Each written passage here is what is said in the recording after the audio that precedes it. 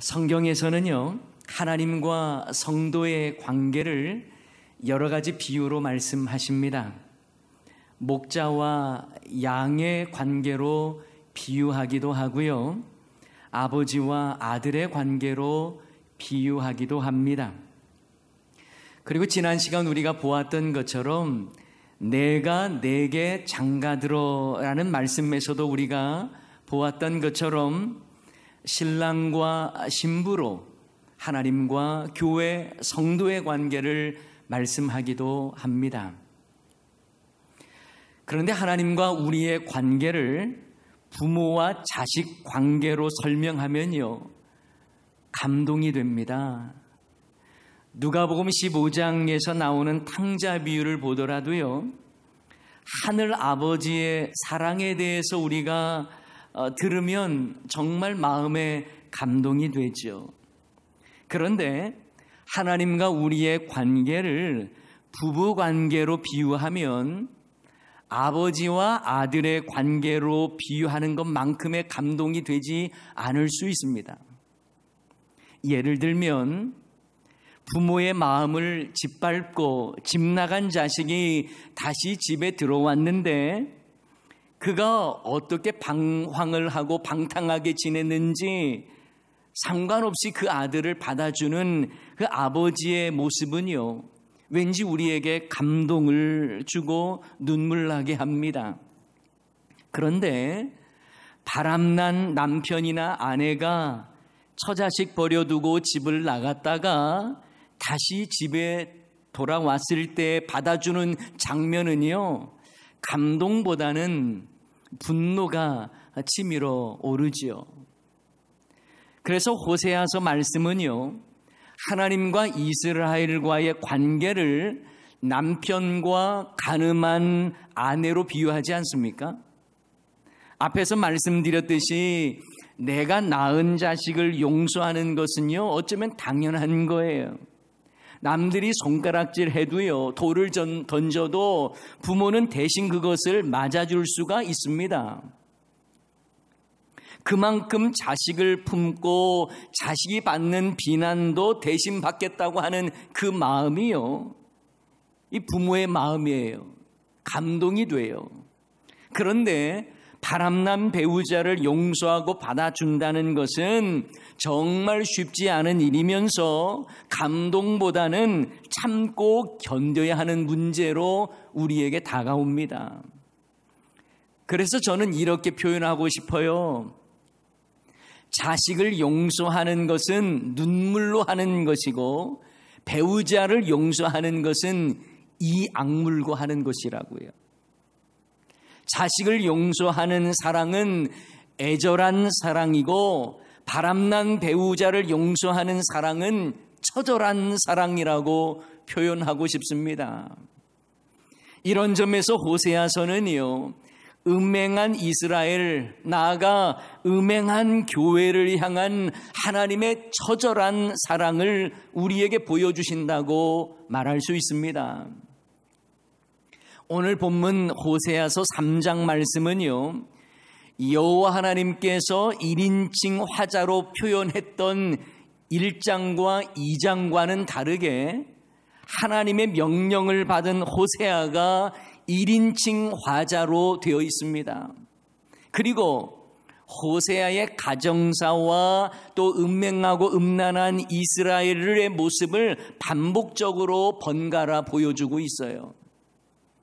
자, 오늘 본문 1절의 그 상반절 말씀을 보면 여호와께서 내게 이르시되 이스라엘 자손이 다른 신을 섬기고 건포도 과자를 즐길지라도 여호와가 그들을 사랑하나니, 이렇게 되어 있죠.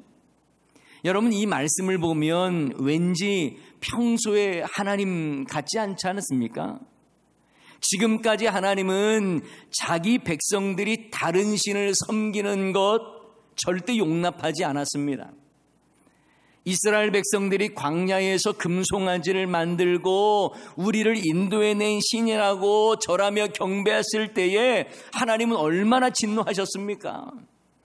오죽하면 이 백성들을 다 쓸어버리고 모세로부터 새롭게 민족을 일으키겠다고 하실 정도로 하나님은 우상 숭배를 싫어하시는 분이에요. 그래서 하나님은 자신을 질투하는 하나님이다라고도 표현하지 않았습니까? 다른 신들을 향해 절하지도 말고 우상 숭배하지 말라고 누누이 말씀하신 하나님이세요. 하나님은 자신이 받으실 영광을 거짓 신과 우상에게 빼앗기는 건 절대로 원치 않으십니다.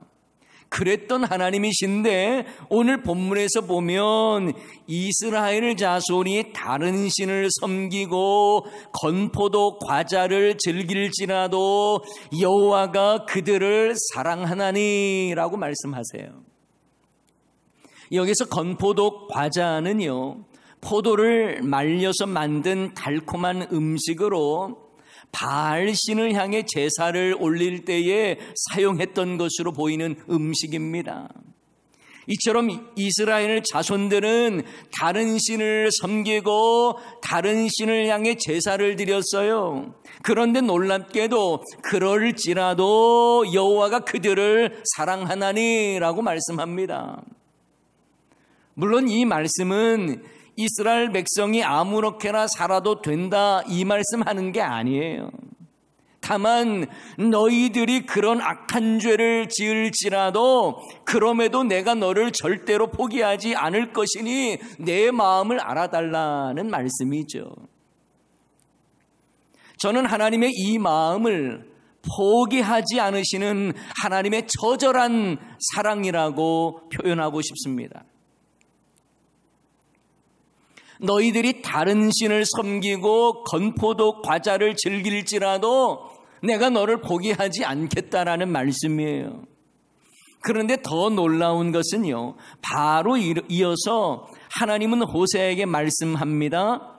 음녀가 된 그 여자를 사랑하라. 이스라엘 자손이 다른 신에게 마음을 빼앗겨 영적인 음녀가 되었는데도 내가 그들을 사랑하겠으리. 호세야, 너 역시 내 아내가 바람나서 음녀가 되었지만 다시 가서 그녀를 사랑하라고 말씀합니다. 우리 1절의 하반절 말씀 다 같이 한번 읽어볼까요? 너는 또 가서 타인의 사랑을 받아 음녀가 된 그 여자를 사랑하라 하시기로. 성경학자는요, 오늘 본문에 나오는 그 여자 있죠, 그 여자가 앞에서 나온 음란한 여인 고멜과 동일한 인물인지 아닌지에 대해서 의견이 좀 분분했어요. 그런데 하나님께서 호세아 선지자에게 이 고멜 말고 또 다른 여인을 사랑하라고 말한다는 것은 그거는 있을 수 없다라는 점과 하나님의 포기하지 않으시는 사랑이라고 하는 전체 문맥을 살펴볼 때에 1장에 나오는 음란한 여인 고멜과 오늘 본문의 3장 1절에 나오는 그 여자는 동일한 인물로 보는 것이 적합할 것입니다. 자, 그렇다면 우리는 이렇게 설명할 수가 있어요. 하나님은 호세아에게 가서 음란한 여자를 아내로 맞이하여 음란한 자식을 낳으라고 1장에 말씀하셨어요. 호세아는 하나님의 그 명령을 받아서 음란한 여인 고멜과 결혼합니다. 그런데 고멜이라고 하는 이 부정하고 음란한 여인이 호세아의 아내가 된 것에 감사하며 새로운 마음으로 정결하게 살면 얼마나 좋겠어요. 그런데 타인의 사랑을 갈구하며 또다시 음녀가 되었다는 것입니다. 그리고 누구를 통해 임신되었는지도 모르는 자식들을 낳습니다. 남편 호세아의 입장에서는 이 얼마나 황당하고 분노할 일입니까? 그런데 더 황당한 것은 자식 낳았으면 낳은 자식이라도 잘 키워야 할 텐데 오늘 본문에 보는 것처럼 또 바람나서 타인의 사랑을 받아 음녀가 되었다라는 것입니다. 이러한 그 여자를 하나님은 또 가서 그 여자를 사랑하라고 말씀하십니다. 하나님이 너무하다는 생각 들지 않습니까? 호세아의 감정 따윈 너무 무시하는 명령 아닙니까? 게다가 사랑이 명령한다고 됩니까? 자식들 결혼할 때에 부모가 누구랑 결혼하라고 해서 결혼이 성사됩니까? 아니잖아요. 하물며 누구의 자식인지도 모르는 자식을 낳고도 또다시 집 나가서 음란한 짓을 하는 그런 아내를 사랑하라고 하면 사랑이 생깁니까? 그런데 하나님은 왜 이런 말도 안 되는 황당하고 기괴하기까지 한 일을 호세아에게 요구하실까요? 여기서 우리가 알아야 할 메시지가 있습니다. 그것은 고멜과 같은 여인을 다시 받아들이는 것이 호세아에게 가슴 아프고 고통스러운 일인 것처럼 다른 신을 섬기며 우상 숭배하는 음란한 이스라엘 자손을 사랑하고 용서하는 하나님의 마음 역시 찢어지고 피눈물 난다는 것을 보여주시는 내용이에요. 우리는요, 하나님이 나를 또 용서해 주시고 다시 용서해 주시고 끝까지 용서해 주신다는 것이 위로가 될지는 몰라도 한없이 용서하시는 하나님 아버지의 마음은 너덜너덜 찢겨지고 상처투성이 된다는 사실을 알아야 합니다. 결국 호세아는 음녀가 된 아내를 찾아오기 위해서 은 5개와 보리 한 호멜 반을 가지고 고멜을 찾아옵니다. 아마도 고멜이라는 여인이 호세아의 아내가 된 후에도 외간 남자의 자식을 낳았음에도 또다시 타인의 사랑을 받아 아예 집을 나가버렸는데 결국 그 남자에게도 버림을 받아서 몸 파는 장려촌으로 팔려간 것 아닐까 생각해 볼 수 있어요. 형편없이 망가지고 버림받아 결국 팔려간 곳에 남편 호세아가 은 15개와 보리 한 호멜 반을 포주에게 가져가서 아내의 고멜을 사왔다는 것, 그 말이 맞을 것입니다. 그런데 저는 호세아가 아내를 건져오기 위해서 가져갔던 은 15개와 보리 한 호멜 반은 호세아의 전 재산일 수 있겠다라는 생각이 들었어요. 원래 종 한 명을 살려면 은 30세겔을 주는 것이 일반적입니다. 출애굽기와 레위기에서도 볼 수 있는 것처럼 종의 가치는요, 은 30 정도가 되었어요. 그런데 만약 호세아가 돈이 있다면 은 30을 가져갔겠죠. 굳이 보리 한 호멜 반을 가져갈 이유가 왜 있겠습니까? 그런데 호세아는 은 15개밖에 없었을 거예요. 그래서 나머지 은 15개를 대신하기 위해서 먹을 양식을 빌리고 긁어 모아 보리 한 호멜 반을 만들어서 음란한 아내의 고멜을 다시 찾아온 것입니다. 보리 한 호멜 반은요, 약 340리터 정도 되는 양이에요. 이런 점에서 호세아에게 가져간 은 15개와 보리 한 호멜 반은요, 호세아의 전 재산이었을 것이라고 생각되었어요. 저는 이 부분 말씀을 묵상하면서 마음에 큰 감동이 되었습니다. 하나님께서도 저와 여러분을 사기 위해서 자신의 전부를 주셨다는 사실입니다. 우리를 구원하시기 위해서 아들을 내어놓으셨다는 것은 자신의 전부를 주셨다는 것을 의미합니다. 하나님의 아들 예수님도 가룟 유다를 통해 은 30에 팔렸지만 자원하심으로 십자가를 지셨어요. 아낌없이 피를 흘리셨습니다. 그래서 저와 여러분은 예수님의 핏값으로 살게 된 거예요. 예수님께서 십자가에 못 박혀 죽으시면서 하셨던 말씀 중에 다 이루었다라는 말씀이 있죠. 이것이 헬라 원어로 테텔레스타이라는 말인데 이것은 상거래할 때 주로 쓰는 단어입니다. 이건 다 지불했다, 다 완납했다라고 하는 의미예요. 이런 점에서 하나님은 우리를 구원하시기 위해 자기 아들 예수님의 핏값으로 저와 여러분의 죄값을 다 지불하셨습니다. 완납하셨어요. 죄의 종노릇하는 우리를 예수님의 핏값으로 사셨고 죄와 사망의 굴레에서 건져내셨습니다.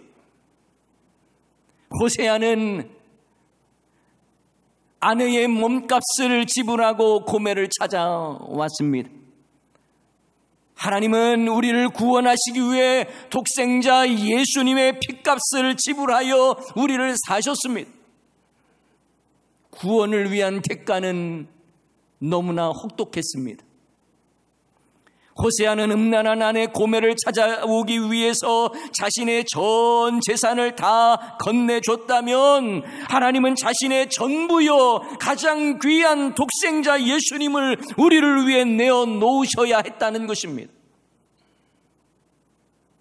저와 여러분이 그 사랑을 받고 있는 거예요. 하나님은 우리를 구원하시기 위해서 자신을 내어놓으셨어요. 모든 것을 내어놓으셨습니다.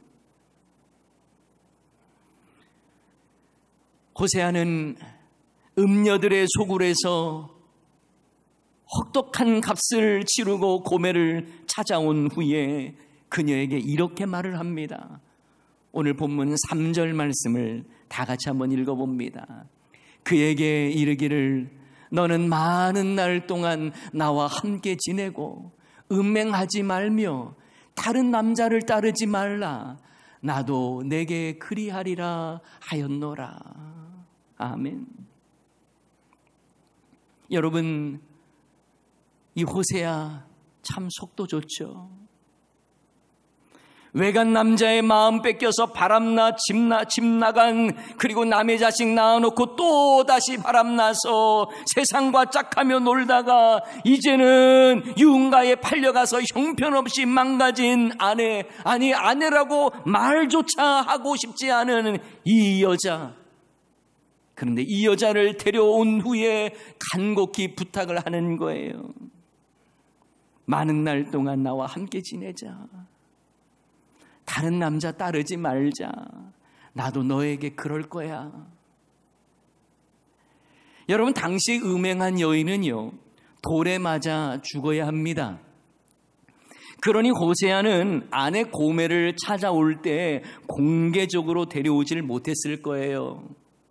은밀하게, 아무도 보지 않게, 아내 돌맞지 않게 하기 위해서 은밀하게 데려왔을 것입니다. 어떤 놈과 놀아났냐며 캐묻지도 않았어요. 과거의 음행을 낱낱이 추적하지도 않았습니다. 당장 이혼 증서 써주면서 쫓아내도 할 말이 없을 텐데 호세아는 말하잖아요. 앞으로 나와 함께 잘 지내자. 앞으로 음행하지 말고 다른 남자 따르지 말아라. 나도 너에게 잘할게. 이 말하고 있는 거예요. 사실 이런 호세아의 모습이 잘 이해되지 않습니다. 공감으로 다가오질 않습니다. 감동처럼 다가오질 않아요. 그저 그냥 이해가 안 될 뿐이에요. 그런데 하나님의 용서와 사랑도 잘 이해가 되지 않습니다. 어떻게 하나님께서 우리의 죄 문제를 해결하신다며 자기 아들을 십자가에 내어놓을 수 있는지, 나 살리겠다고 어찌 자기 아들 예수님을 십자가에 달려 죽게 하셨는지 이해가 되지 않습니다. 우리는 늘 세상과 짝하며 죄의 종노릇하며 살아가는 인생인데 우리 살리기 위해서 자기 아들까지 내어놓으셨다는 것 이해되지 않습니다. 그래서 우리는 하나님의 사랑을 측량할 수 없는 은혜라고 말하지 않습니까? 왜 나 같은 자를 멸망 가운데 내버려 두지 아니하시고 예수님의 핏값으로 사셨는지 이해가 되지 않습니다. 호세아가 음행한 자기 아내를 찾아와 타이르고 위로하는 이 말은 이미 앞에서도 나왔어요. 하나님께서 이스라엘 민족을 향해서 타이르고 위로하는 말씀과 연결이 됩니다. 다른 신을 섬기고 우상 숭배하던 그들조차 하나님은 위로하시는 내용이 나와요. 우리가 지난번에 보았던 호세아 2장 14절 말씀에 보면 우리 한번 읽어볼까요? 그러므로 보라, 내가 그를 타일러 거친 들로 데리고 가서 말로 위로하고. 하나님께서 친히 음행한 이스라엘 백성들을 향하여 타이르고 데려가서 위로한다라는 말이에요. 여러분, 우리를 구원하겠다고 자기 아들을 내어놓으신 하나님의 사랑 역시 우리의 머리로는 잘 이해가 되지 않습니다. 그래서 하나님의 처절한 사랑이에요. 요한복음 8장에 보면 서기관과 바리새인들이 음행의 현장 중에서 잡혀온 여자를 끌고 와서 예수님 앞에 세우지 않습니까? 그리고 그들은 예수님을 시험합니다. 모세 율법에 의하면 이런 여인은 돌로 치라 하였는데 어떻게 하시렵니까? 이 질문 속에는 함정이 있었죠. 만약 예수님께서 모세 율법대로 돌로 치라고 하면 생명 판결권은 로마법으로 다뤄져야 하는데 이것은 로마법에 대한 도전이기 때문에 문제가 됩니다. 반면에 그냥 용서해줘라 라고 말씀하셨다면 모세 율법을 어기는 것과 같기 때문에 예수님을 곤궁에 빠뜨릴 목적으로 그런 질문을 한 것이죠. 이때 예수님은 말씀합니다. 너희 중에 죄 없는 자가 먼저 돌로 치라. 그러자 이 말을 듣고 양심의 가책을 받은 사람들이 어른부터 젊은이까지 하나씩 나가고 예수님과 그 여자만 남습니다. 그때 예수님은 그 여인에게 말씀하시죠. 요한복음 8장 10절 11절 말씀입니다. 예수께서 일어나사 여자 외에 아무도 없는 것을 보시고 이르시되 여자여 너를 고발하던 그들이 어디 있느냐? 너를 정죄한 자가 없느냐? 대답하되 주여 없나이다. 예수께서 이르시되 나도 너를 정죄하지 아니하노니 가서 다시는 죄를 범하지 말라 하시니라. 예수님은 이 여인에게 어디서 어떻게 음행을 저지르다 잡혀왔는지 묻지 않으셨어요. 그저 나도 정죄하지 아니하노니 다시는 죄를 범하지 말라고 말씀하십니다. 호세아도 바로 그와 같은 말을 하고 있는 건 아니에요. 어디서 몸 팔고 어디서 놀고 왔는지 묻지 않았어요. 몇 명의 남자들과 놀아났는지 캐묻지도 않았습니다. 그저 나와 함께 지내면서 앞으로 음행하지 말고 다른 남자 따르지 말고 나와 함께 지내자. 나도 너한테 잘할게. 이 말 하고 있는 거예요. 여러분, 음행한 여인 고멜은 1차적으로 보면 다른 신을 섬기며 우상 숭배하는 북이스라엘을 비유합니다. 그러나 궁극적으로 하나님의 택한 백성, 저와 여러분, 교회를 의미한다고 말할 수 있어요. 음행한 교회, 바람난 교회. 어쩌면 우리들의 모습도 그와 다르지 않습니다. 하나님을 섬긴다고 하면서도 세상을 섬기고 있어요. 하나님의 말씀 따른다고 하면서도 그저 세상의 술수와 편법과 방법대로 살아가고 있습니다. 하나님은 죄와 사망의 종노릇하는 우리를 살리시기 위해 예수님을 보내시고 그 십자가 보혈값으로 우리를 주님의 거룩한 신부로 부르셨어요. 그러나 우리는 고멜처럼 여전히 영적으로 음란하고 외간 남자와 같은 세상의 마음 빼앗기며 살아가고 있는 것은 아닙니까? 예수님을 믿는다고 하면서도 여전히 세상이 더 좋습니다. 하나님의 말씀보다 세상의 술수와 세상의 가치관으로 살아가고 있는 우리들의 모습은 아닙니까? 어쩌면 우리가 고멜과 너무 많이 닮았어요. 신랑 되신 주님과 동행하며 아름답게 살아야 하건만 세상이 좋다며 하늘의 것이 아닌 땅의 것을 바라보며 그렇게 정욕으로 살아가고 있는 우리들의 모습은 아닙니까? 거룩한 하나님의 신부답지 않습니다. 그럼에도 우리를 내치지 않으시고 포기하지 않으시고 내가 어떤 희생을 치르러 살아도 너를 꼭 찾아내고 찾아오겠다고 하는 그 모습이 바로 우리를 향한 주님의 마음 아닐까요? 어린 시절 다녔던 교회 목사님이 세례식을 거행하면서 하셨던 멘트가 갑자기 생각이 났어요. 세례 받으려고 하는 사람들에게 그 목사님은 이렇게 말씀하셨습니다. 세례 서약은 하나님과 결혼 서약과 같다. 그러니 세례를 받고 난 후에 이젠 주님의 거룩한 신부로 그 의무를 다하며 살아야 한다. 이 말씀이 떠올랐어요.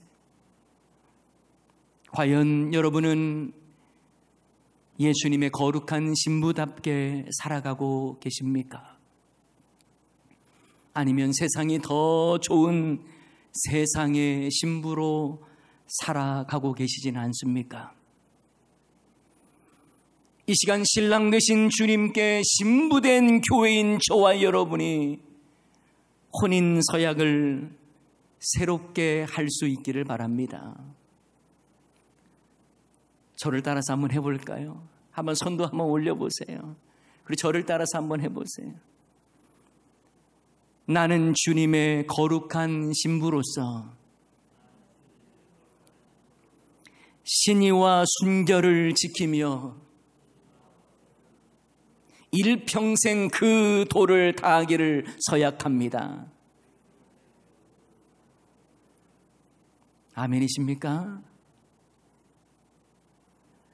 우리는 주님께 결혼 서약을 다시 한번 진중하게 해야 할 것입니다. 이 시간 우리 모두가 하나님의 처절한 사랑을 깊이 깨닫고 주님과 맺은 결혼 서약을 우리의 삶 속에서 아름답게 지켜나갈 수 있는 저와 여러분 다 되시기를 주님의 이름으로 간절히 축원합니다. 이 시간 말씀 기억하면서 우리 함께 찬양할까요? 참 우리의 모습이 탕자와 같고요, 불순종한 요나와 같고요, 음탕한 고멜과 같아요. 하지만 우리를 애타게 기다리시고 찾아와 주시고 일으켜주시는 주님 생각하면서 이 시간 우리가 함께 찬양하겠습니다. 탕자처럼 방황할 때도, 탕자처럼 방황할 때도 애타게 기다리는 부드러운 주님의 음성이, 부드러운 주님의 음성이 내 마음을 녹이셨네. 오 주님 나 이제 갑니다. 오 주님 나 이제 갑니다. 날 받아 주소서. 이제는 주님만 위하여 이 몸을 바치리. 불순종한 요나와 같이도, 불순종한 요나와 같이도 방황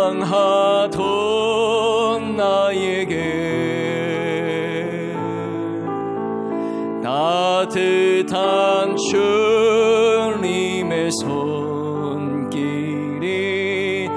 내 손을 잡으셨네.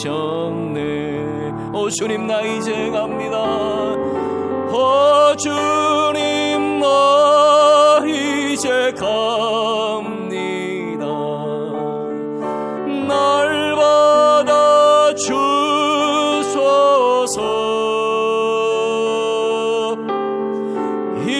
이제는 주님만 위하여 이 생명 바치리. 음탕한 저 고멜과 같이도, 음탕한 저 고멜과 같이도 방황하던 나에게 너그런 주님의 용서가 내 마음을 녹이셨네. 오 주님, 오 주님, 나 이제 갑니다. 날 받아 주소서.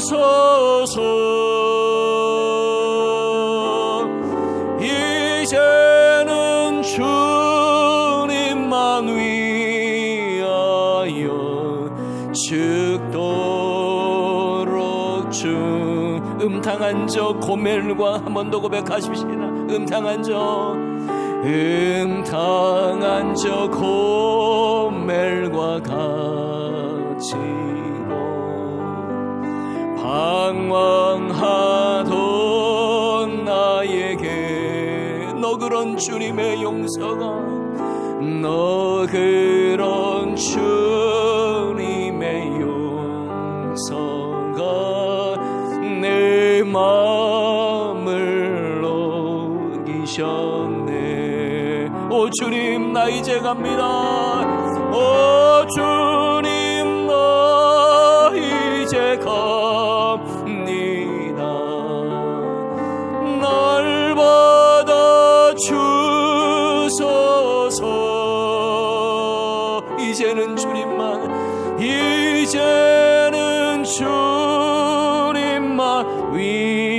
위하여 죽도록 충성하리. 여러분, 주님을 향해서 결혼 서약을 제대로 하셨습니까?